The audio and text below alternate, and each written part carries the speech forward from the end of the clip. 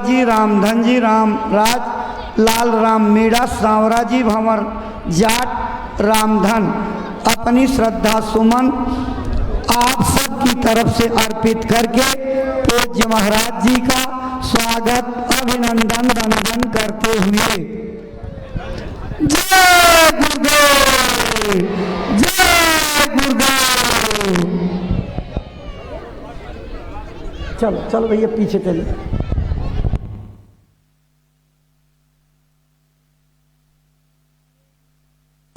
भी भाई बहनों, स्वागत की इसी श्रृंखला के बाद पूज्य महाराज जी अपने गुरु महाराज का पावन संदेश लेकर के आज आपके इस कादी सहना की सरजमी पर आए हुए हैं।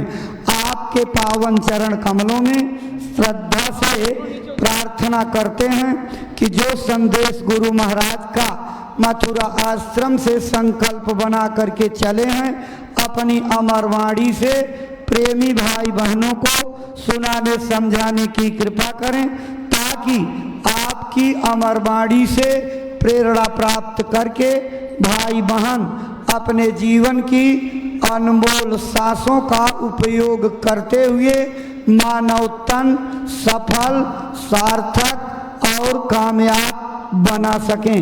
परम श्रद्धेय पूज्य महाराज जी।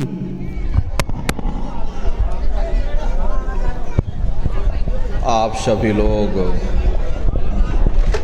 प्रेम के साथ में मालिक के पावन नाम का उच्चारण करेंगे। बोलो जय गुरुदेव, जय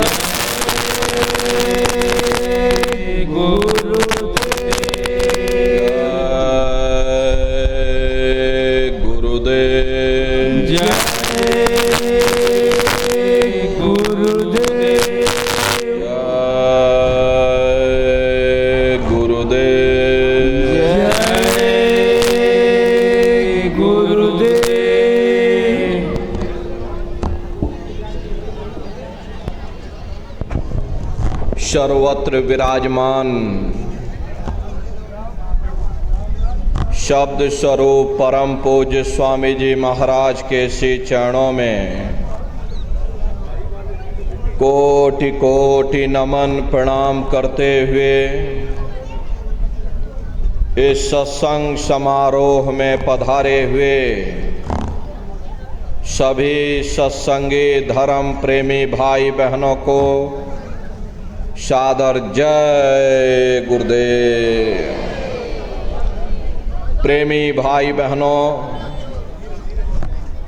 हम आप परम सौभाग्यशाली हैं कि ऐसे कलिकाल में हम लोगों को ये मानव तन, ये मनुष्य शरीर प्राप्त हुआ। उससे भी परम सौभाग्य की बात है कि मनुष्य रूपी मंदिर में बैठ करके हम लोगों को सत्संग सुनने का ये अवसर मिल रहा। सत्संग जल जो कोई पावे, मैल आई सब कट कट जावे। ये सत्संग है, ये कोई कथा और कीर्तन नहीं, किस्से और कहानियां नहीं, नाच गाना ढोल मजीरा नहीं। ये महात्माओं की अजर अमर वाणियां हैं। यदि आपने ध्यान से सुन लिया तो निश्चय ही आपको अपने मानव जीवन के उद्देश्यों के बारे में पता चलेगा कि आखिर ये मनुष्य शरीर हमको क्यों मिला, क्या इसका उद्देश्य है, मरने के बाद हम कहाँ जाएंगे, हमारे बाल बच्चे, हमारे नात रिश्तेदार कहाँ जाएंगे, और कैसे हमारी जीवात्मा का कल्याण होगा,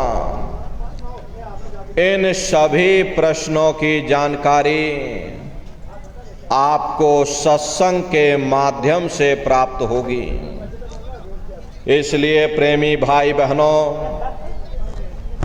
हमारी आपसे प्रार्थना है, आप अपना कीमती समय निकाल करके यहाँ पर पधारे हुए हो, कुछ जानने और समझने की इच्छा लेकर के, तो एक एक वचन को बड़े ध्यान के साथ सुनिएगा और समझने की कोशिश करिएगा। प्रेमी भाई बहनों, यह मनुष्य शरीर हम लोगों को बड़े सौभाग्य से प्राप्त हुआ। ये जीवन बहुत अनमोल है।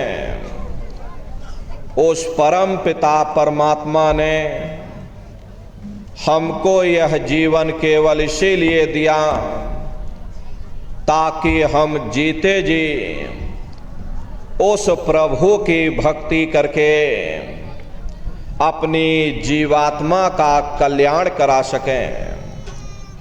ये 5 तत्वों का पुतला, ये पंच भौतिक शरीर हम लोगों को एक निश्चित समय के लिए मिला हुआ, एक निश्चित समय को हम आप नहीं जानते हैं, किंतु जिसका ये शरीर है वो अवश्य ही जानता है। और समय पूरा हो जाने पर मकान मालिक जबरदस्ती इस मकान को खाली करवा देगा। इसीलिए महात्मा कहते हैं कि भाई मिली नरदेह यह तुमको, बनाओ काज कुछ अपना, पचो मत इस जग में, जानियो रैन का सुपना।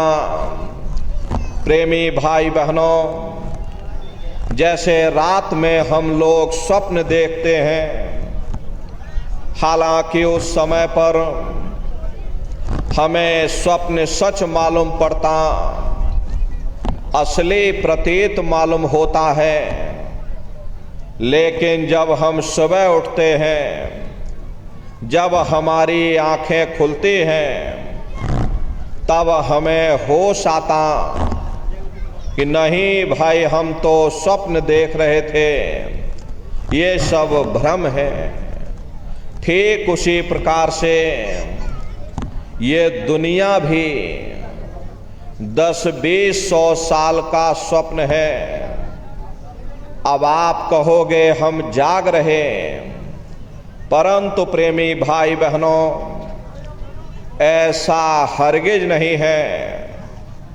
जिस दिन मौत का वक्त आएगा, हम आप रोएंगे, हाय हाय करके चिल्लाएंगे कि हाय, हमने सारी जिंदगी यूं ही स्वप्न में गुजार दी, जागने का समय तो अभी आया था, जो कुछ करना था अभी करना था। लेकिन प्रेमी भाई बहनों, अब पछताए होत क्या, जब चिड़िया चुग गई खेत। महात्मा प्रेम से जीवों को समझाते हैं कि भाई देह और गृह सब झूठा, भरम में काहे को खपना। ये घर बार हमारा अपना नहीं, ये पराया देश है, ये सराय खाना है, ये मुसाफिर खाना है, ये शरीर भी तुम्हारा अपना नहीं, ये भी काल का पिंजरा है, किराए का मकान है, पराया मकान है। किसी को 40-50 साल के लिए मिला, किसी को 80-90-100 साल के लिए मिल गया। जितने जितने श्वास उस मालिक ने बख्शे हैं, उसे भुगतने के बाद में हमें शरीर को यहीं छोड़ जाना। श्वास दुधारा नित्य ही जारी, एक दिन खाली चाम।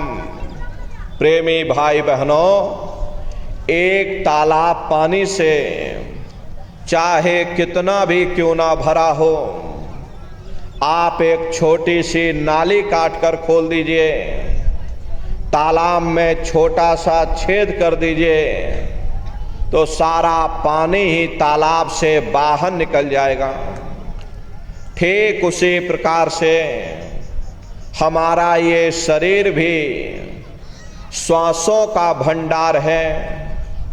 जब तक श्वासों का भंडार जारी है, हम दुनिया के काम काज में फंसे हुए, दुनिया के कारोबार में हम आप उलझे हुए।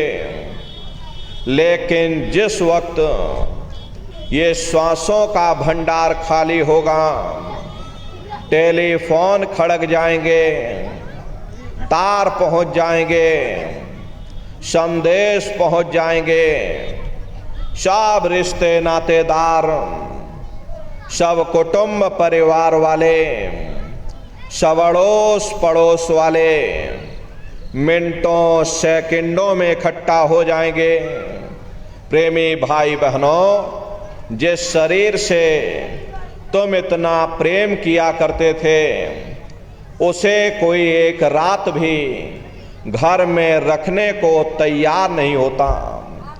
कंधों पर लटका करके शमशान भूमि पर छोड़कर आ जाते। हिंदू लोग तिनका तोड़ाते कि जैसे तिनका टूट गया, तेरा मेरा रिश्ता नाता टूट गया। मुसलमान सिख या ईसाई लोग खाक की मिट्टी कब्र में डाल देते कि जो मेरे लिए खाक की मिट्टी है, वह मेरे लिए तू है। मामूली कष्ट नहीं होता, मौत के समय घन घोर पीड़ा होती है। जनमत मरत दुसह दुख हुई। सहजोबाई ने बयान किया कि सहजो मौत आईया, अंग अंग दिया तोड़, और हिया जरे छाती फटे, उठे पीर घन घोर। गुरु महाराज सत्संग में फरमाते थे कि जैसे 1,00,000 बिच्छू एक साथ मिल करके हमारे शरीर पर डंक मारे, उससे भी लाखों करोड़ों गुना ज्यादा मौत के समय में दर्द होता है। जब मृत्यु आती है तो किस तरह से प्राण निकलते हैं, प्राणों के निकलने की क्या प्रक्रिया होती है, पहले उसे आप अच्छे से समझ लीजिए। देखो प्रेमी भाई बहनों, जैसे संसार में महाप्रलय आती है, महाप्रलय के समय क्या होता, सबसे पहले पूरी पृथ्वी ढह जाती, पृथ्वी पानी में घुल करके पानी बन जाती। मानो सृष्टि की प्रलय एक बड़ी कयामत है और शरीर की प्रलय एक छोटी कयामत है। तो जैसे ही मौत आती है, सबसे पहले गुदा चक्र टूटता है, सिमटत भास श्वास उठ जावे, और प्राण पति जम सिमट समावे। उस समय हमारी श्वासें रुक जाती, शरीर की चेतना पीछे सिमटने लगती। तो सबसे पहले गुदा चक्र ही टूटता है, क्योंकि गुदा चक्र में पृथ्वी का वास होता है। गुदा चक्र टूट करके ऊपर इंद्रिय चक्र में समा जाता, इंद्रिय चक्र में जल का वास होता, यानी जल ने पृथ्वी को घोल दिया। फिर जब इंद्रिय चक्र टूटेगा तो ऊपर नाभि चक्र में समा जाएगा।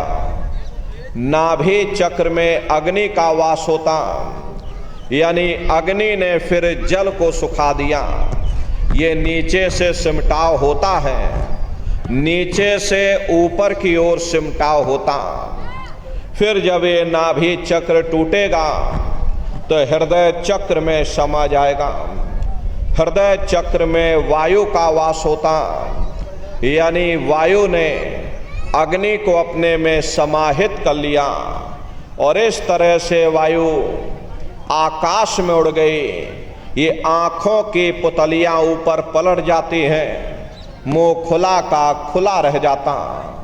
महात्मा प्रेम से समझाते हैं कि भाई जब यह कर्म कलाय उपजावे और बुद्धि सुरत की आन दबावे, जब यह जीवात्मा पांचों तत्वों को लांग करके जल पृथ्वी अग्नि वायु आकाश पांचों तत्वों को लांग करके ऊपर आती है तो काल दाढ़ में आन दवानी, और जब ढर के नैनन से पानी, जब काल अपनी दाढ़ में दबाता है उस समय नेत्रों से पानी निकलता, इंद्रियां टूट टूट करके चकनाचूर हो जाती, सब रिश्ते नातेदार खड़े रह जाएंगे, डॉक्टर वैद्य हकीम सब घेरे रह जाएंगे, लेकिन कोई तुम्हें उस समय बचा नहीं पाता।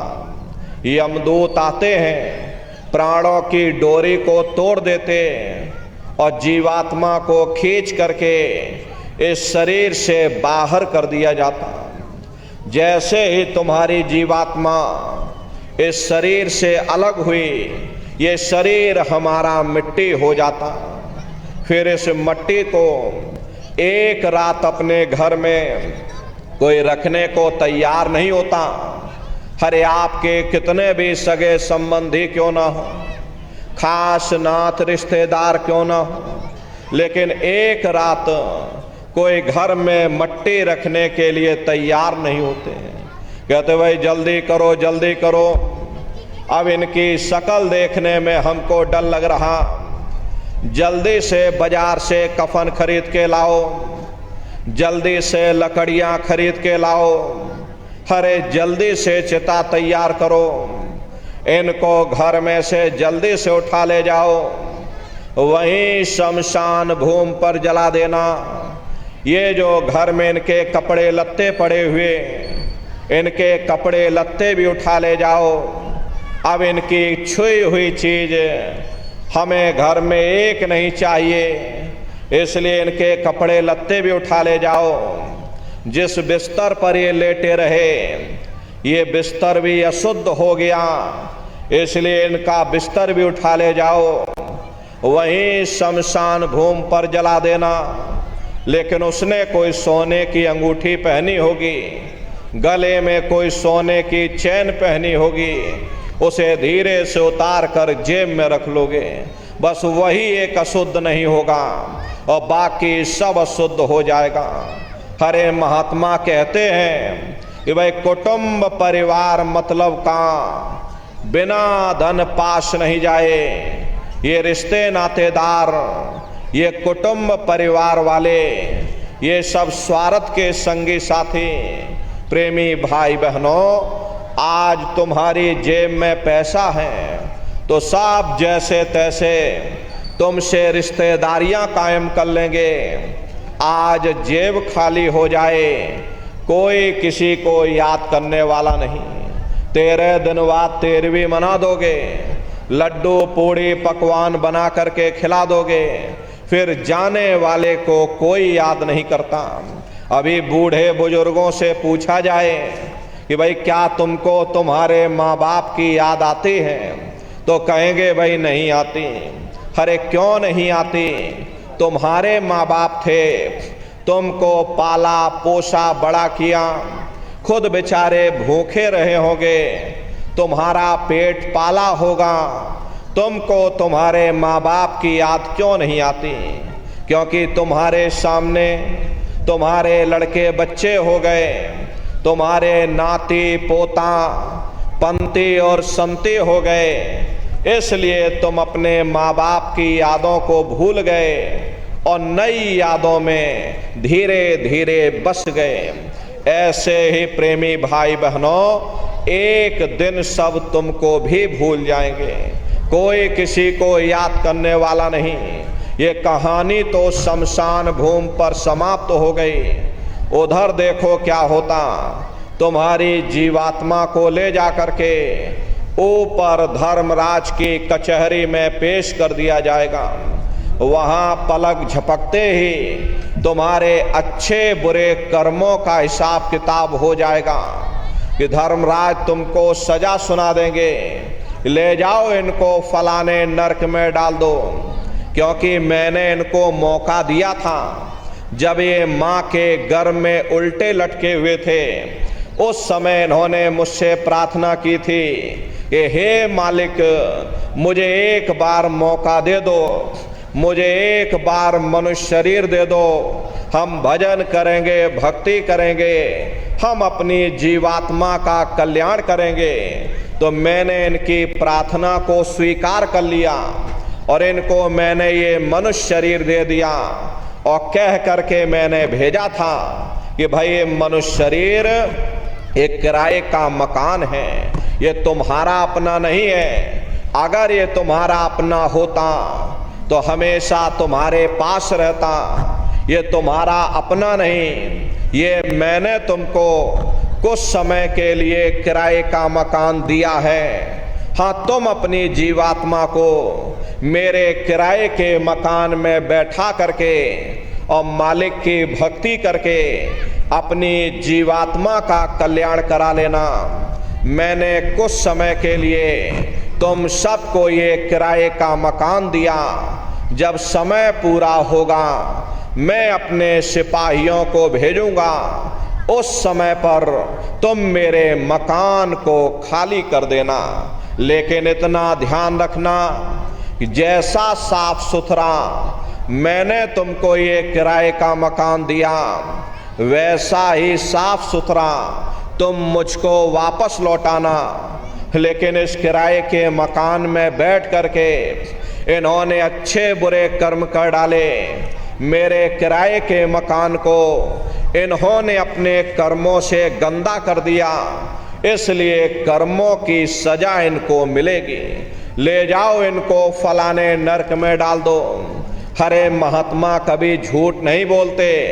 महात्माओं ने जब साधना किया, साधना करके जब ऊपर गए और ऊपर जा करके जब उन्होंने नरकों का हाल देखा, तो हमारी आपकी जानकारी के लिए उन्होंने धर्म ग्रंथों में लिख दिया कि लोह के खम्भ तपत के माही, और जहाँ जीव को ले चिपटाई वहाँ लोहे के खम्भे अग्नि से धधक धधक कर लाल हो रहे। ऐसे खोटे जीवों को उन खम्भों में चिपटाया जाता, जीव हाय हाय करके तड़फता है।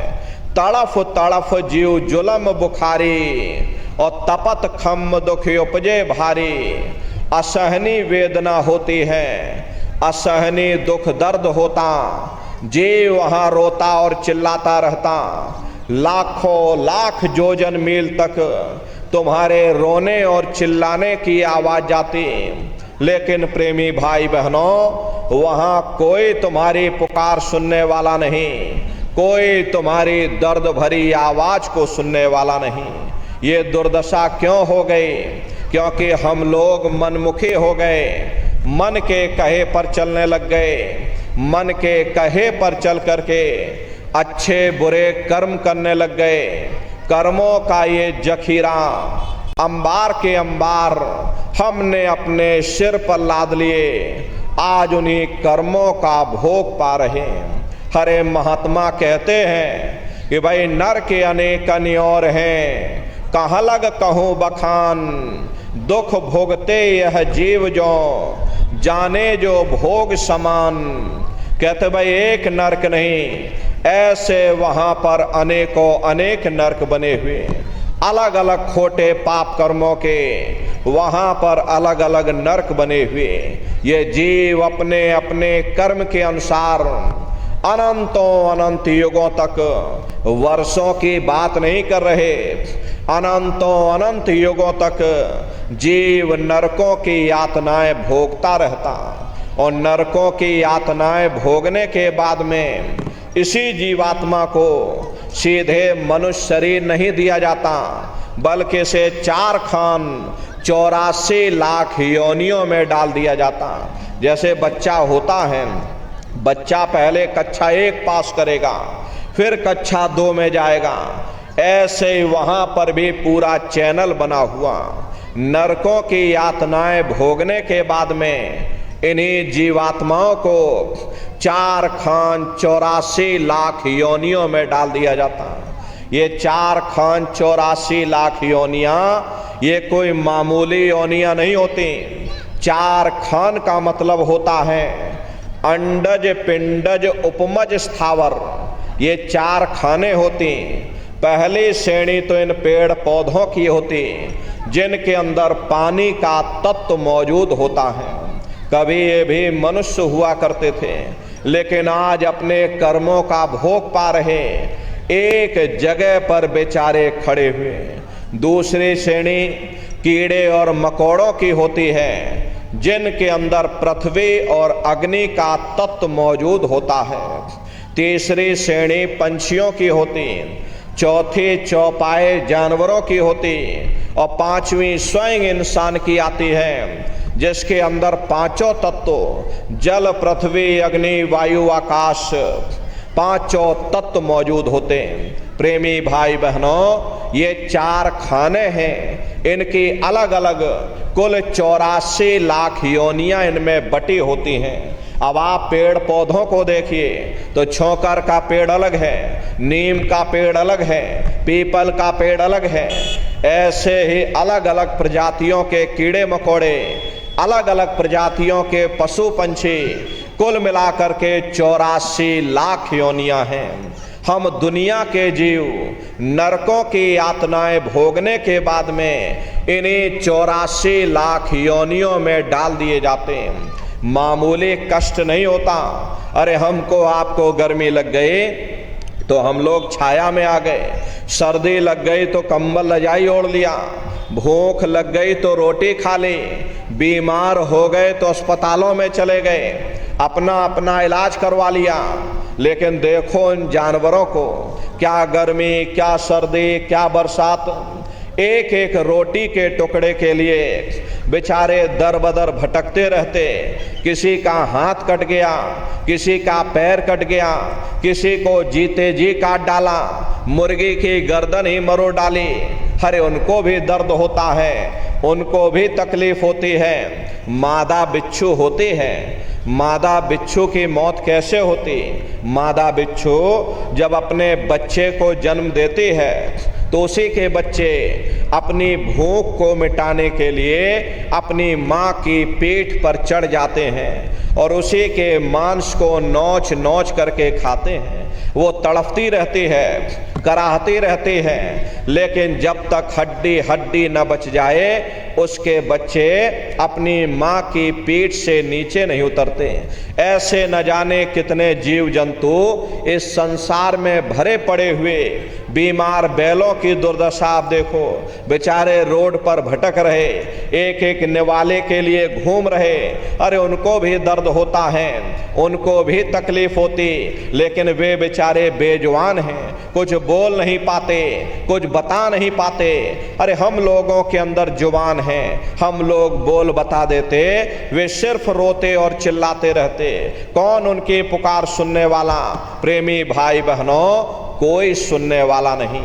अरे कई जन्म भय कीट पतंगा, कई जन्म भय मीन कुरंगा, कई जन्म पंखी सर्प होइयो, कई जन्म है वर वृक्ष जोइयो, मिल जगदीश मिलन की वरिया और चिरंकार यह देश सजरिया।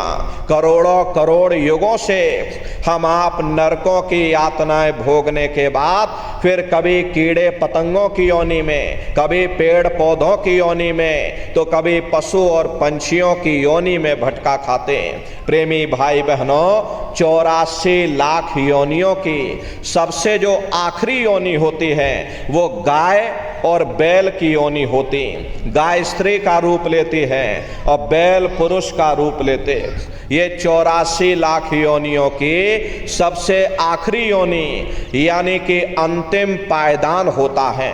उसके बाद तब जा कर के हम लोगों को दोबारा फिर से मनुष्य शरीर प्राप्त होता। इसीलिए कहा गया बड़े भाग्य मानुष तन पाया और कोट जन्म जब भटका खाया, कोटान कोट जन्म जन्मांतरों तक अलग अलग योनियों में भटकने के बाद में तब बड़े सौभाग्य से हम लोगों को ये मनुष्य शरीर प्राप्त हुआ। बड़े से बड़े देवी देवता भी इस मनुष्य शरीर को पाने के लिए तरसते हैं, लेकिन बड़े अफसोस की बात है कि जैसे किसी को हीरा मिल गया और उसे हीरे की परख नहीं, उसने हीरे को गधे के गले में बांध दिया। ठीक उसी प्रकार से ये मनुष्य शरीर उत्तम से उत्तम है, लेकिन इंसान इसकी कद्र नहीं करता।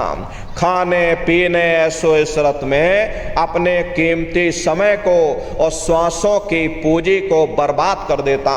महात्मा प्रेम से समझाते हैं कि भाई बड़े सौभाग्य से तुमको ये मनुष्य शरीर मिल गया, इसी मनुष्य रूपी मंदिर में बैठ करके तुम उस परमात्मा की भक्ति कर सकते हो। इसीलिए संतों महात्माओं ने इस पंच भौतिक शरीर को सच्चा हरि मंदिर कहकर याद किया। ये हरि मंदिर यह शरीर है और ज्ञान रतन प्रकट होए ये असली हरि मंदिर है। जब भी वो परमात्मा मिलेगा इसी हरि मंदिर के अंदर मिलेगा। इसी पंच भौतिक शरीर को ईसा मसीह साहब ने टेम्पल ऑफ लिविंग गॉड यानी जिंदा ईश्वर का मंदिर कहा। इसी पंच भौतिक शरीर को नर नारायणी देह कह करके याद किया। ये वो देह है जिसमें नारायण स्वयं विराजमान है। वो नारायण जब भी मिलेंगे तुम्हें तुम्हारे अंदर मिलेंगे। यही कबीर साहब ने लिखा कि जो तिल माही तेल है, जो चकमक में आग और तेरा साईं तुझ में और जाग सके तो जाग। जिस तरह से तिल में तेल होता है, पत्थर में अग्नि होती है, ठीक उसी तरह से वो मालिक हरेक के घट घट में हरेक के वजूद के अंदर बैठा हुआ। यही आपकी धर्म पुस्तकों में भी लिखा है कि अरे मोको का ढूंढे रे बंदे, मैं तो तेरे पास में और ना तीरथ में ना मूरत में, मैं तो हूँ विश्वास में। ना मैं तीरथ में मिलूंगा, ना मैं मूरत में मिलूंगा, ना मैं अन्य किसी कर्मकांड में मिलूंगा, ना मैं ग्रंथों में मिलूंगा, ना मैं पोथियों में मिलूंगा, ना मैं किताबों में मिलूंगा। चाहे सारी उम्र बैठ करके तुम किताबें पढ़ते रहो, अरे मैं जब भी मिलूंगा तो मैं तुम्हारे अंदर मिलूंगा। अरे प्रेमी भाई बहनों, बड़ी सीधी सी बात है कि अगर खाना बनाने की किताब सारी उम्र बैठ करके पढ़ते रहोगे कि भाई खाना ऐसे बनता है और खाना वैसे बनता है, खाने में नमक डाला जाता है और खाने में तेल डाला जाता, तो कभी तुम्हारा पेट नहीं भर सकता। जब तक आप खाना बनाओगे नहीं, उसे खाओगे नहीं, कभी तुम्हारा पेट नहीं भर सकता। हम वेदों की निंदा नहीं करते, हम ग्रंथों की निंदा नहीं करते, हम गीता कुरान बाइबल की निंदा नहीं करते। हरे वेद शास्त्र गीता कुरान बाइबल कहते हैं कि भाई मनुष्य के अंदर अंड खंड ब्रह्मांड है, स्वयं वो परमात्मा इसके अंदर बैठा हुआ। चलो अंदर चलो, अंदर चल करके उस परमात्मा का दर्शन दीदार करो। अब सवाल ये उठता है भाई आखिर हम अपने अंदर जा करके उस परमात्मा का दर्शन कैसे करेंगे? तो इसके लिए संतों महात्माओं ने केवल 3 साधन बताए। साधन 3 सारण वर्णे और साधन सब थोथे मान। इस कलयुग में उस मालिक को पाने के लिए महात्माओं ने केवल 3 साधना बताई। पहला है सुमरन, दूसरा है ध्यान और तीसरा है भजन। सुमरन कहते हैं मालिक को याद करना, ध्यान कहते हैं अपनी दृष्टि को एकाग्र करना, और भजन कहते हैं कान में उंगली डाल करके उस शब्द को सुनना, उस नाम को सुनना, उस आवाज को सुनना जो 24 घंटे तुम्हारे अंदर गूंज रही। प्रेमी भाई बहनों, ये सुरत शब्द नाम योग की साधना है। संतों का जो इतिहास रहा, संतों के इतिहास में सबसे पहले कबीर साहब आए, जिन्होंने सुरत शब्द नाम योग की साधना जारी की। उसके बाद गुरु नानक साहब आए, गुरु नानक साहब ने भी सुरत शब्द नाम योग की साधना जारी की। उसके बाद और भी महात्मा आए, कबीर, नानक, दादू दरिया, भीखा, रविदास, पलटू, जगजीवन।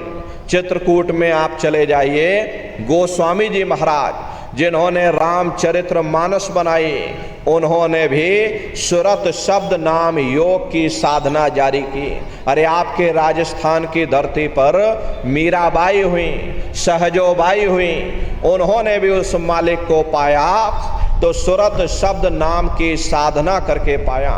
प्रेमी भाई बहनों, ये सुरत शब्द नाम योग की साधना है। इस साधना की 3 क्रियाएं हैं, पहला सुमरन, दूसरा ध्यान और तीसरा भजन।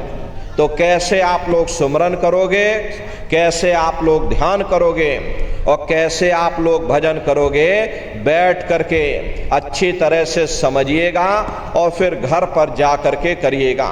तो सबसे पहले सुमरन कैसे किया जाएगा, सुमरन करने के लिए एक माला आप लोग ले लेना। ये देखिए प्रेमी भाई बहनों, 108 दाने की ये माला है। अपने अपने घरों में बैठ करके बाहर से अपनी आंख को बंद कर देना और दोनों आंखों के मध्य भाग में अपने ध्यान को एकाग्र करके और दाने दाने पर जय गुरुदेव नाम का उच्चारण करिएगा। हर दाने पर जय गुरुदेव नाम, हर दाने पर जय गुरुदेव नाम, जय गुरुदेव, जय गुरुदेव, जय गुरुदेव, जय गुरुदेव, कुल 108 बार करिएगा। दोबारा इसी जगह फिर वापस आ जाओगे। जब आप जय गुरुदेव नाम का उच्चारण करोगे तो दोनों आंखों के मध्य भाग में अपने ध्यान को रोक करके और दाने दाने पर जय गुरुदेव नाम का उच्चारण करिएगा। जिसको आप याद कर रहे हो, एक समय ऐसा आएगा वो अंतर में तुम्हारे सामने प्रकट हो जाएगा। उसके स्वरूप को देख लेना, फिर उसी के स्वरूप को याद करके जय गुरुदेव नाम का सुमरन सभी नए प्रेमी भाई बहन करिएगा। दूसरी बार फिर यहीं से जय गुरुदेव नाम का सुमरन, तीसरी बार फिर यहीं से जय गुरुदेव नाम का सुमरन। इस तरह से कुल 8 बार जय गुरुदेव नाम का सुमरन सभी नए प्रेमी भाई बहन करिएगा। 8 बार करने के बाद में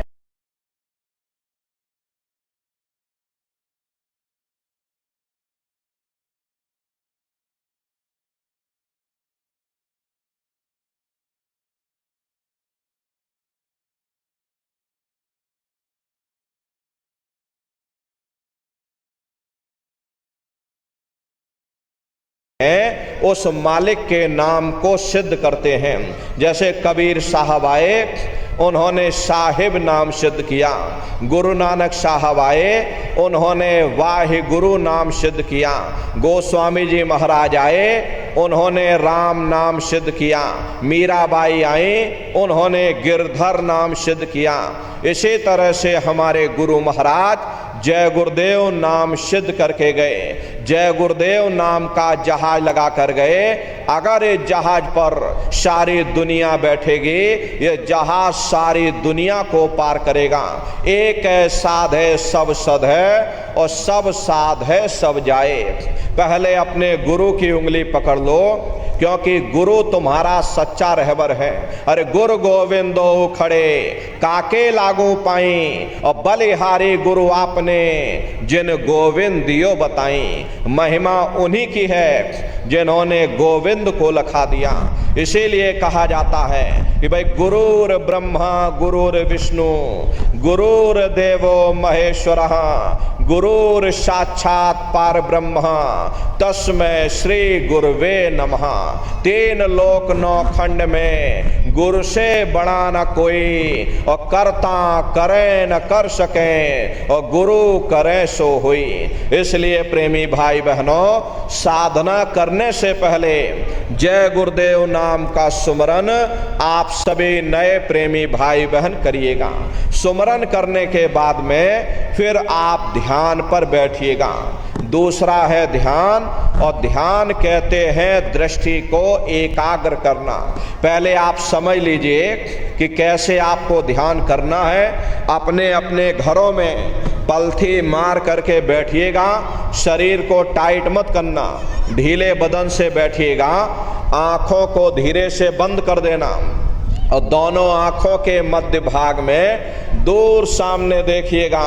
सामने आपको अंधेरा दिखाई पड़ेगा। बस उसी अंधेरे में एक जगह पर आप अपनी दृष्टि को रोकिएगा। जब आप अपनी आंखों को बंद करोगे और अंतर में सामने देखोगे तो सामने अंधेरा दिखाई पड़ेगा।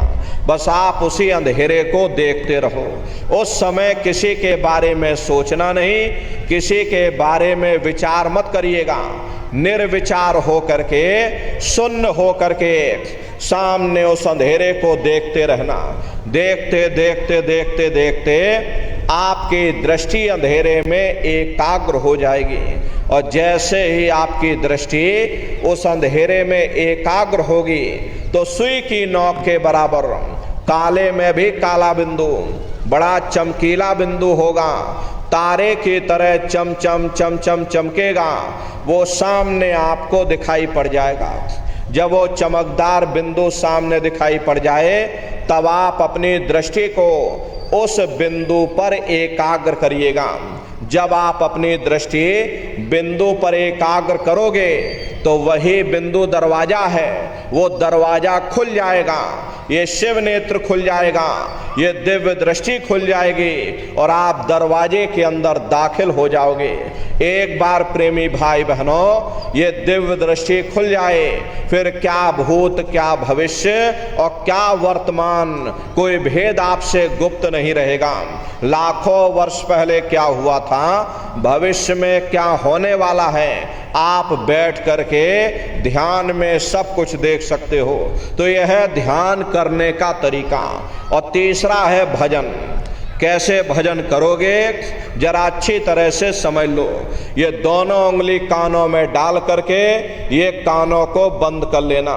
कान इसीलिए बंद किए जाते हैं ताकि बाहर की कोई आवाज हमको सुनाई ना पड़े। अपनी सुविधा से बैठिएगा। कुर्सी पर चाहे कुर्सी पर बैठ जाओ, सोफे पर चाहे सोफे पर बैठ जाइए, या कोई तकिया रख लेना। प्रेमी भाई बहनों इस तरह से तकिया रख करके और दोनों कोहनी यहाँ रख करके दोनों उंगली कानों में डाल करके ये कानों को बंद कर लेना। बहुत सी हमारी माताएं बहनें हैं, बूढ़े बुजुर्ग हैं, अरे भाई आपके घुटनों में दर्द होता है या रीढ़ की हड्डी में दर्द होता है, अब आप बैठ करके भजन नहीं कर पाते तो आप लेट करके भजन करिएगा। ऐसे सीधे लेट जाना, लेटे लेटे आंख और कान को बंद कर देना। लेकिन इतना ध्यान रखिएगा कि कहीं लेटे लेटे हम सो ना जाएं, इसलिए चेत करके बैठिएगा। यही कहा गया कि भाई आंख कान मुख बंद कराओ, अनहद झिंगा शब्द सुनाओ। यानी पहले अपनी आंख को बंद करो, अपने मुख को बंद करो, दोनों उंगली कानों में डाल करके ये कानों को बंद कर लो और ऊंचे से ऊंचा ध्यान दे करके उस आवाज को सुनने की कोशिश करो। प्रेमी भाई बहनों, जब आप अपने कानों को बंद करके ऊंचा ध्यान दे करके गौर से सुनोगे तो आपको ऐसा अनुभव होगा कि कहीं सीटी जैसी आवाज हमारे कानों में बज रही। प्रेमी भाई बहनों, सीटी जैसी आवाज टी इस तरह से शुरू में आपको सुनाई पड़ेगी। शाम को अपने अपने घरों में जाकर बैठिएगा, ये कानों को बंद कर लेना और गौर से सुनिएगा तो सीटी जैसी आवाज आप सभी को सुनाई पड़ेगी। करना कुछ नहीं है, लेटे हो चाहे बैठे हो, बस आप उस आवाज को सुनते रहना और सुनते सुनते उसी में लीन हो जाओ। जब आप उसमें लीन हो जाओगे तो कुछ समय बाद में दोबारा आपको अनुभव होगा कि कहीं बड़ी दूर से एक महीन आवाज, घंटे और शंख की आवाज हमारे कानों में बज रही है। जैसे मंदिरों में घंटियां बजती हैं, टन टन टन। तो बाहर तो आपने नकल किया। महात्माओं ने कहा था कि भाई शरीर तुम्हारा सच्चा हरि मंदिर है। इसे हरि मंदिर के अंदर 24 घंटे वो घंटे और शंख की आवाज हो रही। उसी घंटे शंख की आवाज को महात्माओं ने शब्द कहा। अरे आपकी धर्म पुस्तकों में लिखा है कि पोथी पढ़ पढ़ जग मुआ, पंडित भया न कोई, और 2.5 अक्षर प्रेम का पढ़े सो पंडित होई। दुनिया वाले कहते हैं कि 2.5 अक्षर का मतलब प्रेम है। प्रेम नहीं है, प्रेम में तो मात्रा लगी हुई। यहाँ पर जिस 2.5 अक्षर का वर्णन उन महात्माओं ने किया था वो है शब्द शा, आदा, बा और दा। उसे शब्द को महात्माओं ने नाम कहा। कलयुग केवल नाम यधारा, सुमेर सुमेर नर उतर ही पारा। कलयुग में नाम का आधार है, वो नाम तुम्हारे अंदर 24 घंटे गूंज रहा। तो उसी घंटे शंख की आवाज को महात्माओं ने शब्द या नाम कहा। उसी को मुसलमान फकीरों ने कलमा कहा। उसी को ईसा मसीह साहब ने वर्ड या लागस कहकर याद किया। उसी को गुरु नानक साहब ने अनहद वाणी कहकर याद किया। चीन में जो महात्मा हुए उन्होंने इसको ताओ कहकर याद किया, और हिंदू महात्माओं ने इसे देववाणी, आकाशवाणी कहकर के याद किया। उन अलग अलग महात्माओं ने अपनी अपनी भाषा में हम लोगों को समझाने की कोशिश की कि भाई वो घंटे शंख की आवाज तुम्हारे अंदर 24 घंटे गूंज रही, वो आपको सुनाई पड़ेगी। लेकिन शुरुआती समय में आपको ऐसा मालूम पड़ेगा कि कहीं बड़ी दूर पर घंटियां बज रही, टन टन टन, लेकिन सुनाई हर एक को पड़ेगी।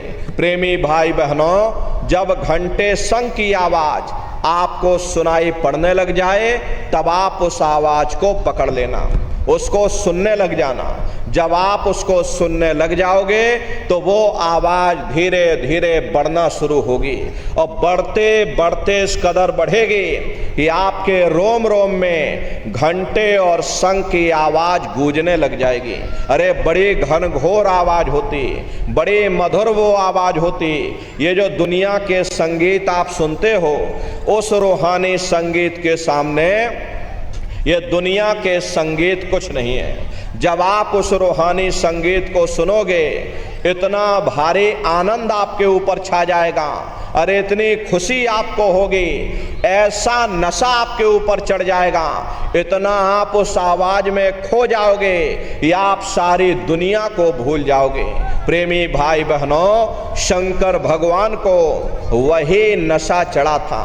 शंकर भगवान कोई गांजा भांग नहीं पीते थे। ये तो हमने आपने शंकर भगवान को भी बदनाम कर दिया कि शंकर भगवान गांजा भांग पीते थे तो चलो हम भी गांजा भांग पिएंगे। लेकिन ऐ नन्नारियों, शंकर भगवान ने कभी गांजा भांग नहीं पिया। शंकर भगवान जिस नशे में लीन रहते थे वो नाम का नशा था, वो ध्यान का नशा था, वो भक्ति का नशा था। जब आप उस आवाज को सुनोगे तो आपको भी वो नशा चढ़ जाएगा, क्योंकि उस आवाज में चुंबक है।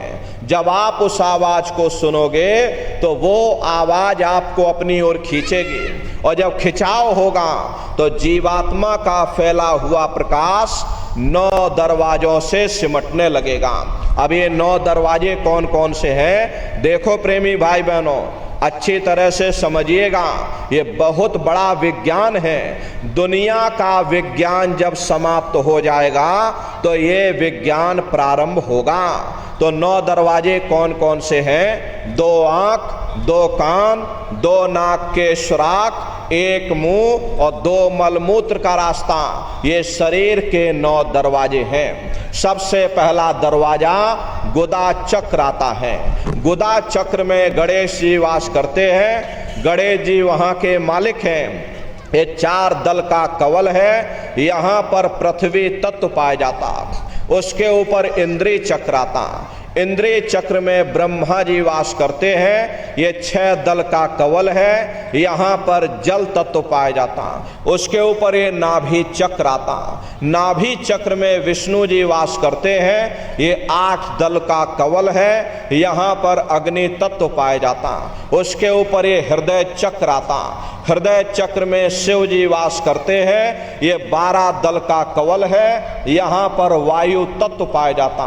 हरे वास्तव वो ऊपरी मंडलों में करते, लेकिन उनका प्रकाश, उनकी किरणें इन चक्रों पर पड़ती हैं। उसी के ऊपर एक कंठ चक्र आता है, यहाँ पर आद्या महाशक्ति की किरणें पड़ती हैं और ये 16 दल का कवल है। और आप सबसे ऊपर, तुम्हारी जीवात्मा सबसे ऊपर दोनों आंखों के मध्य भाग में बैठी है, जहां पर देवियां बिंदी लगाती हैं और पुरुष जहां पर टीका लगाते हैं। ये बिंदी और टीका यहाँ पर हम लोग इसीलिए लगाते हैं क्योंकि यहीं पर हमारी जीवात्मा बैठी है, उसका श्रृंगार किया जाता है। तो ये 10वां द्वार है जहाँ पर तुम्हारी जीवात्मा बैठी हुई।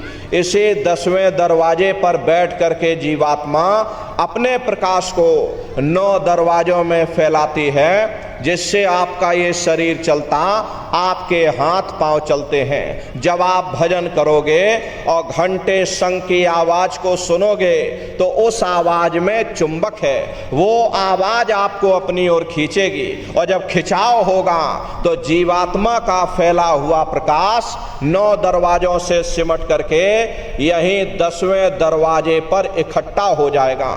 और जैसे ही सारी शक्ति यहाँ पर इकट्ठी हुई, तुरंत शब्द जीवात्मा को खींच करके इस शरीर से बाहर कर देगा। फिर आप अपनी आंखों से देखिएगा कि हमारा शरीर ये है और हम ये खड़े। आप अपने शरीर से अलग हो जाओगे। जैसे चिड़िया होती है, चिड़िया घोंसले से निकल करके आसमानों की उड़ान भरती है और शाम को फिर अपने घोंसले में आ जाती, ऐसे ही तुम्हारी जीवात्मा इस शरीर रूपी घोंसले से निकल करके ब्रह्मांडों की सैर करेगी, देवी देवताओं के दर्शन करेगी, राम और कृष्ण के दर्शन करेगी और घूम करके फिर अपने शरीर रूपी घोंसले में वापस चली आएगी। प्रेमी भाई बहनों, ये ब्रह्मा विष्णु महादेव जिनकी सारी दुनिया पूजा करती है, अरे आप सभी लोग ब्रह्मा विष्णु महादेव की पूजा करते हो, लेकिन कभी आपने विचार नहीं किया भाई जिनकी हम पूजा कर रहे आखिर ये लोग हैं कौन, ये कहाँ पर रहते हैं, ये क्या काम करते हैं, अरे भाई इनके माँ बाप कौन हैं। तो जरा संक्षिप्त में आप समझ लीजिए, क्योंकि अगर हम इसका वर्णन करेंगे लाखों वर्ष लग जाएंगे, इतने विशाल लोक ऊपर बने हुए। लेकिन संक्षिप्त में हम आपको बता रहे कि किन किन मंडलों को पार करते हुए तुम्हारी ये जीवात्मा अपने 5वें मंडल पर यानी कि सचखंड में पहुंचेगी। प्रेमी भाई बहनों, जब आप भजन करोगे और घंटे शंख की आवाज को पकड़ करके जब आप शरीर रूपी घोंसले से बाहर निकल जाओगे तो उसी शब्द को पकड़ करके ये जीवात्मा ब्रह्मांडों की चढ़ाई करती है। पलक झपकते यह जीवात्मा खरबों जोजन ऊपर चली जाती है। ये सूरज चांद सितारों को पार करने के बाद में सबसे पहले जो आपको लोक मिलेगा उसे महात्माओं ने शिवलोक कहा। शिवलोक वो तमोगुणी स्थान है, वहाँ के मालिक शिव जी हैं, वो पार्वती जी के साथ उस लोक में विराजमान हैं। शिव जी का दर्शन करने के बाद फिर जब आप ऊपर की ओर चढ़ोगे उसी के ऊपर ब्रह्मा जी का लोक आएगा। ब्रह्मा जी का लोक वो रजोगुणी स्थान है, वहाँ के मालिक ब्रह्मा जी हैं, वो गायत्री सावित्री और सरस्वती के साथ उस लोक में विराजमान हैं। और ब्रह्मा जी का दर्शन करने के बाद में फिर घंटे शंख की आवाज को पकड़ करके फिर जब आप ऊपर की ओर चढ़ोगे उसी के ऊपर विष्णु लोक आएगा। विष्णु लोक वो सतोगुणी स्थान है। वहाँ के मालिक विष्णु जी हैं, उनका बड़ा मनमोहक स्वरूप है। उनकी 4 भुजाएं हैं और चारों भुजाओं में शंख, गदा, पद्म और चक्र सुशोभित है। और आप क्षीर सागर में लक्ष्मी जी के साथ विराजमान। ये तीनों देवता ब्रह्मा, विष्णु और महादेव अपने अपने लोक में बैठ करके राज कर रहे। एक रचयिता है जो हम जीवों को रचता है, एक पालनहार है जो जीवों को पालता है, और एक संहार करता जो जीवों को नष्ट कर देता। इनकी जो माता हैं वो आद्या महाशक्ति हैं। ब्रह्मा, विष्णु, महादेव लोक के ऊपर वो आद्या महाशक्ति का लोक आता, और उसी लोक को पार करने के बाद में सबसे पहला देश पड़ता है। जरा ध्यान से आप लोग सुनिएगा प्रेमी भाई बहनों, उसी लोक के ऊपर सबसे पहला देश पड़ता है, या यूं कह लीजिए कि पहली राजधानी पड़ती है, जिसे महात्माओं ने सहस दल कवल कहा। वो राजधानी है। ये ब्रह्मा, विष्णु, महादेव के जो लोक हैं उस राजधानी के अंतर्गत आने वाले जिले हैं। जैसे आपके राजस्थान की राजधानी जयपुर है, भीलवाड़ा आपका जिला है। इसी तरह प्रेमी भाई बहनों वो सहस दल कवल राजधानी का जो मालिक है वो निरंजन भगवान है।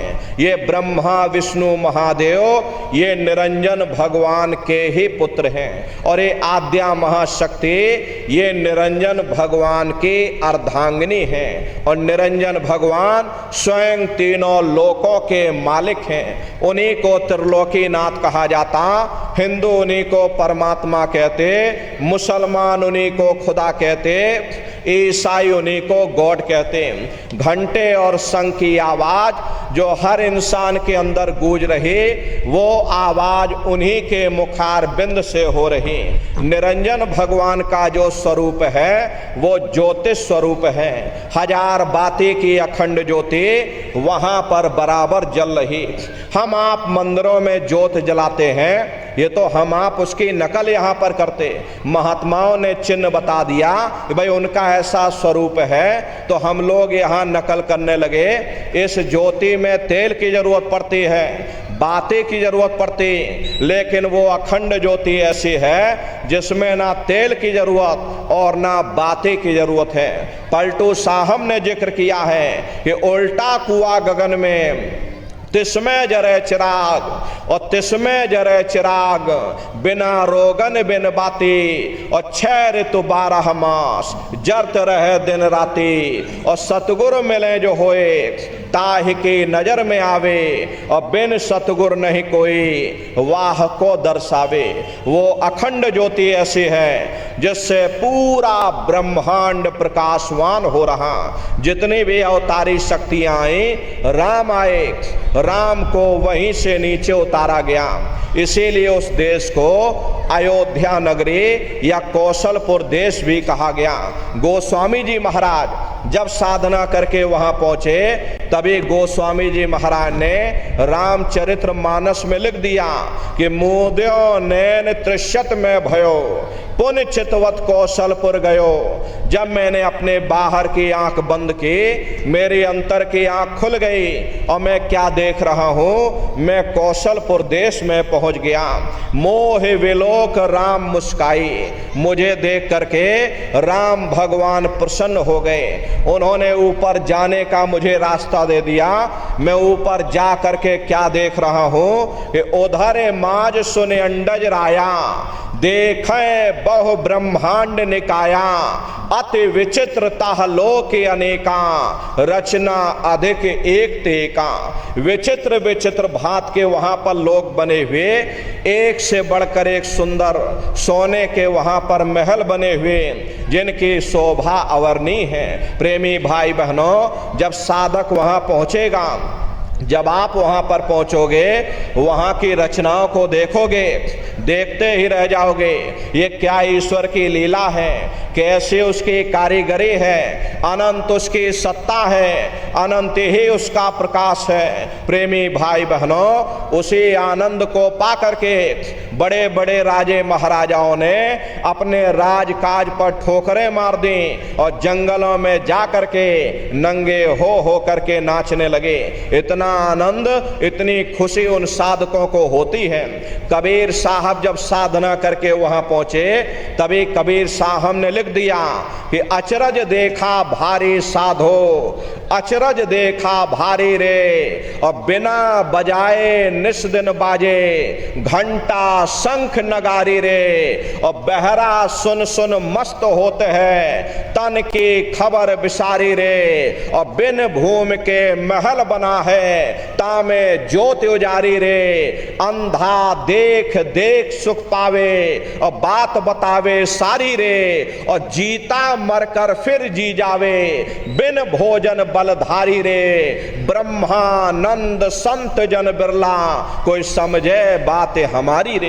प्रेमी भाई बहनों, कबीर साहब जब वहां पहुंचे, तभी कबीर साहब ने लिख दिया, वो राम भगवान का देश है, वो असली अयोध्या नगरी है। राम जी का दर्शन करने के बाद में फिर तुम्हारी ये जीवात्मा दूसरे मंडल के शब्द को पकड़ करके दूसरे मंडल की चढ़ाई करेगी। श्याम तज श्वेत को गहना, सुरत को तान धुन सुनना, और बंक के द्वार धस बैठो, और त्रिकुटी जाय कर लेना। उसी के ऊपर दूसरा देश आता है जिसे महात्माओं ने त्रिकुटी देश कहा। वहां के जो मालिक हैं वो ब्रह्म हैं, वहीं से मन और माया की उत्पत्ति हुई, वहीं से तीन गुण, रजोगुण तमोगुण सतोगुण, तीनों गुणों की उत्पत्ति वहीं से हुई। ये जो आपके वेद हैं, अरे वेदों को सारी दुनिया पढ़ती है, वेदों की भी उत्पत्ति उसी स्थान से हुई है। महात्मा कहते हैं कि त्रिकुटी महल में विद्या सारा, घनहर गरजे बजे नगारा, और लाल वरण सूरज उजियारा। वहां पर दो धुने, बादलों की गर्जन और मृदंग की आवाज उस लोक में गूंजती रहती है, और ओम का जाप बराबर वहां होता रहता। ब्रह्म का जो स्वरूप है, लाल वरण सूरज उजियारा। ये सूरज कुछ नहीं, ऐसे लाखों लाख सूर्य इकट्ठे करोगे तो वहां का एक सूर्य बनेगा। प्रेमी भाई बहनों, ब्रह्म का जो स्वरूप है वो सुबह के लाल सूर्य के समान है, इसीलिए वहां का पूरा ब्रह्मांड लाल ही लाल है। जहां तक आपकी निगाह जाएगी, ब्रह्म देश में चारों तरफ आपको लाल ही लाल नजर आएगा। महात्मा जब साधना करके वहां पहुंचे, तभी महात्माओं ने लिख दिया, लाली मेरे लाल की, और जित देखो तो लाल, और लाली देखने में गई, और मैं भी हो गई लाल। वो पूरा ब्रह्मांड ही लाल है। जितने साधक वहां पहुंच जाते हैं, उन सभी को योगेश्वर कहा जाता है। जैसे व्यास जी वे, वशिष्ठ जी वे, वाल्मीकि जी वे, इन सब की पहुंच वहीं तक थी। इसीलिए कहा गया कि वाल्मीकि भय ब्रह्म समाना। जब इनकी जीवात्मा वहां पहुंची और जब इन्होंने ब्रह्म का दर्शन किया, तो इनका स्वरूप भी ब्रह्म के समान, यानी कि ब्रह्म स्वरूप हो गया। तो जितने साधक वहां पहुंच जाते हैं, उन सभी को योगेश्वर कहा जाता है। योगेश्वर भगवान श्री कृष्ण उसी देश में वास करते हैं। ये जो ब्रह्म देश है वो श्री कृष्ण भगवान का ही देश है, और श्री कृष्ण भगवान वहीं पर रहते हैं। ये बाहर की जन्माष्टमी नहीं है जो आप लोग मनाते हो, ये तो आप नकल करते हो। महात्माओं ने कहा था, भाई सही मायने में तुम जन्माष्टमी कब मनाओगे? जब तुम्हारी ये जीवात्मा पांच तत्व, जल पृथ्वी अग्नि वायु आकाश, और तीन गुण, रजोगुण तमोगुण सतोगुण, पांच तत्व और तीन गुणों से परे होकर के ब्रह्म देश में पहुंच करके जब कृष्ण भगवान का दर्शन कर लोगे तब सही मायने में जन्म अष्टमी मनाई जाएगी। वहां कृष्ण भगवान का दर्शन करने के बाद में फिर तुम्हारी ये जीवात्मा तीसरे मंडल के शब्द को पकड़ करके तीसरे मंडल की चढ़ाई करती है। आगे पहुंची सुन झंकार, ररंकार ध्वनि सुनी पुकार, आगे श्वेत शून्य है भाई और मान सरोवर पैठ नहीं। उसी के ऊपर तीसरा देश आता है जिसे महात्माओं ने शून्य देश कहा, उसी को रारंग देश कहा जाता, उसी को अक्षर और नेति कहा जाता। वहाँ के जो मालिक हैं वो रारंग पुरुष यानी कि पार ब्रह्म पुरुष हैं। वहाँ किंगरी और सारंगी दो धुनें उस लोक में गूंजती रहती हैं। और पार ब्रह्म पुरुष का जो स्वरूप है वो पूर्णमासी के चंद्रमा के समान बड़ा ही मनमोहक स्वरूप है। इसी स्थान पर प्रेमी भाई बहनों एक बहुत बड़ा अमृत का सरोवर बना जिसे महात्माओं ने मान सरोवर कहा। जब तुम्हारी ये जीवात्मा उस मान सरोवर में जाकर के स्नान कर लेगी तो जन्म जन्मांतरों के मेले पाप कर्म साफ हो जाएंगे। अरे यहाँ के पानी से तुम्हारे कर्मों की सफाई नहीं होने वाली, ये बाहर का पानी तुम्हारे शरीर के मैल को धो सकता, लेकिन जो पापों का मैल है, जो अंतःकरण में कर्मों की गंदगी जमा, वो जब साफ होगी जब आप तीसरे मंडल पर पहुंच करके उस गंगा में डुबकी लगाओगे।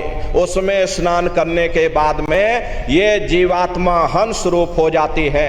हंसन मिले हंसा हो जाई, मिले जो अमी आहारा है। जीवात्मा का खुद का प्रकाश उस अमृत के सरोवर में स्नान करने के बाद में 16 सूर्य के बराबर हो जाता। तब फिर यही जीवात्मा चौथे मंडल के शब्द को पकड़ करके चौथे मंडल की चढ़ाई करती। दो पर्वत के संग निहारो और भंवर गुफाते संत पुकारो। दो पर्वतों को पार करने के बाद वो बड़ा सुंदर देश आता जिसे महात्माओं ने भंवर गुफा कहा। वहाँ के जो मालिक हैं वो सोहंग पुरुष हैं और सोहंग पुरुष का दर्शन करने के बाद ताके परे धाम सतनामा और बीन बजे सतलोक ठिकाना। सोहंग देश के ऊपर वो पांचवा देश आता जिसे महात्माओं ने सचखंड देश कहा। वो सचखंड देश अजर अमर अविनाशी सदा एक रस रहने वाला देश है। वहाँ न काल है, न कर्म है, न दुख है, न संताप है, न पुण्य है, न पाप है। जो जीवात्माएं वहाँ पहुँच जाती हैं हमेशा के लिए जन्म मरण के बंधनों से आज़ाद हो जाती। वहाँ के जो मालिक हैं वो सत्पुरुष भगवान हैं जिनके रोम रोम में खरबों खरब सूरज चांद सितारे प्रकाशवान। वही हमारे आपके सच्चे मालिक हैं, वही हमारे आपके सच्चे पिता हैं। अरे हमको आपको वहीं से नीचे उतारा गया, फिर शब्द को पकड़ करके शब्द शब्द पौड़ी पर चढ़कर और पहुंचो सचखंड सतनाम। शब्द की सीढ़ी हर मंजिल पर लगा रखी। आपने भजन किया, घंटे संग की आवाज को पकड़ा तो आप पहले मंडल पर पहुंच जाओगे। वहीं पर आपको दूसरे मंडल का शब्द सुनाई पड़ेगा, उसे आप पकड़ लोगे तो दूसरे मंडल पर चढ़ जाओगे। ऐसे ही शब्द दर शब्द मंजिल दर मंजिल तुम्हारी ये जीवात्मा अपने देश सचखंड में पहुंच जाती। तो शब्द कब पकड़ में आएगा? जब आप भजन करोगे। और भजन कैसे किया जाएगा जरा अच्छे से समझ लो। ये आंख और कान को बंद करिएगा लेकिन मन को रोकिएगा। ऐसे समय पर तुम्हारा ये मन जरूर भागेगा। अरे अभी आप सत्संग में बैठे हो, शरीर तुम्हारा यहाँ बैठा लेकिन मन सारी दुनिया में भाग रहा। अब किसी को पानी पीने जाना है, ये मन पानी पीने पहुँच गया। कोई बाल बच्चों को घर में छोड़ कर आया, मन बाल बच्चों में पहुँच गया। कोई दुकान दफ्तर छोड़ करके आया, मन दुकान दफ्तर में पहुंच गया, कोई खेती बाड़ी छोड़कर आया, तो शरीर यहाँ बैठा लेकिन मन सारी दुनिया में भाग रहा। जिन्होंने मार मंडाला उन्हीं को सूरमा कहना, और बड़ा बैरी ये मन घट में, इसी का जीत ना कटना। अगर दुनिया में कोई हमारा दुश्मन है वो केवल हमारा मन है। ये मन रूपी रावण कब मरेगा? जब आप 9 द्वारों पर फतेह हासिल करके 10वें द्वार पर चढ़ जाओगे, तब सही मायने में दशहरा मनाई जाएगी। अरे बाहर की दशहरा नहीं है जो लकड़ी का रावण फूंक देते हो। हरे प्रेमी भाई बहनों, महात्माओं ने कहा था भाई सही मायने में तुम दशहरा कब मनाओगे? जब 9 द्वारों पर फतेह हासिल करके तुम यहाँ 10वें द्वार पर चढ़ जाओगे, तब सही मायने में विजयदशमी मनाई जाएगी। तब ये मन रूपी रावण तुम्हारा मरेगा, तब तुम्हारी ये जीवात्मा, अरे इसी जीवात्मा को महात्माओं ने राम भी कहा। अरे आपकी धर्म पुस्तकों में लिखा है, एक राम दशरथ का बेटा, एक राम घट घट में लेटा, एक राम का शकल पसारा, और एक राम है सबसे न्यारा। एक वो राम है जो अयोध्या के वासी हैं, और एक राम घट घट में लेटे, यानी हमारी आपकी जीवात्मा जो हर एक के अंदर मौजूद है। महात्माओं ने कहा भाई एक वो राम है, और एक राम का शकल पसारा, यानी पहले स्थान के मालिक वो निरंजन भगवान, जिनको दुनिया त्रिलोकीनाथ कहती है, जिनका ये पूरा पसारा पूरा संसार है। महात्माओं ने कहा भाई एक वो राम है, और एक राम है सबसे न्यारा। 5वें स्थान के मालिक वो सतपुरुष भगवान जो हमारे आपके सच्चे पिता हैं। महात्माओं ने कहा भाई एक वो राम है। तो महात्मा तो उस राम की महिमा गाते हैं। मोटी बात आप लोग पकड़िए कि भजन कैसे करोगे। प्रेमी भाई बहनों, ये आंख और कान को बंद कर लेना, ऊंचा ध्यान दे करके सुनना। शुरू में सीटी जैसी आवाज आप सभी को सुनाई पड़ेगी, उसे पकड़ लेना, सुनते रहना, सुनते सुनते उसी में लीन हो जाना। जब आप उसमें लीन हो जाओगे तो कुछ समय बाद में दोबारा आपको अनुभव होगा कि कहीं बड़ी दूर से एक महीन आवाज, घंटे और शंख की आवाज हमारे कानों में बज रही। जब घंटे और शंख की आवाज आपको सुनाई पड़ने लग जाए, तब आप सीटी की आवाज को छोड़ देना और घंटे शंख की आवाज को पकड़ लेना। एक बार प्रेमी भाई बहनों आप उस आवाज को पकड़ लो, फिर वो आवाज आपको नहीं छोड़ेगी, खींच करके शरीर से बाहर कर देगी। रोज आना, रोज जाना, रोज ब्रह्मांडों की सैर करना, रोज देवी देवताओं के दर्शन करना, रोज राम के दर्शन करना, रोज कृष्ण के दर्शन करना, और घूम करके फिर अपने शरीर रूपी घोंसले में वापस चले आना। प्रेमी भाई बहनों, तो ये भजन करने का तरीका, सुमरन, ध्यान और भजन नित्य नियम से आप लोग करिएगा। रास्ता सच्चा है, आप करोगे, आपको अनुभव होगा, दिखाई भी देगा और सुनाई भी पड़ेगा। लेकिन इतना ध्यान रखिएगा, जो भी दिखाई सुनाई पड़े अपने अंदर हजम करिएगा और नित्य नियम से करिएगा, नागा नहीं होने पाए। अरे आप शरीर को भोजन देते हो, सुबह दोपहर शाम खाते हो, लेकिन कभी आपने विचार नहीं किया ये जीवात्मा जो जन्म जन्मांतरों से भूखी प्यासी बैठी, कभी आपने इसको भोजन नहीं दिया। अरे इसका भोजन शब्द है, इसका भोजन नाम है। अपना ये नियम बनाइए कि पहले अपनी जीवात्मा को भोजन देंगे, फिर अपने शरीर को भोजन देंगे। अगर ये नियम आपका बन गया तो आपका लोक भी बन जाएगा और आपका परलोक भी बन जाएगा। प्रेमी भाई बहनों, अरे उस मालिक को पाने के लिए तुम्हें घर बार छोड़ने की जरूरत नहीं है, तुम्हें समाज छोड़ने की जरूरत नहीं है, तुम्हें जात बिरादरी बदलने की जरूरत नहीं है। अरे जात पात के रगड़े झगड़े ये हमारे अपने नहीं, ये सिर्फ हमारे मन की खुराफात है। अरे आप सभी लोग बुद्धिमान हो, अपनी अपनी बुद्धि से आप सभी लोग विचार करिएगा। जब गुरु नानक साहब नहीं आए थे तब कोई सिख नहीं था, जब मोहम्मद साहब नहीं आए थे तब कोई मुसलमान नहीं था, जब ईसा मसीह साहब नहीं आए थे तब कोई ईसाई नहीं था, और पीछे लौटते चले जाओ तो केवल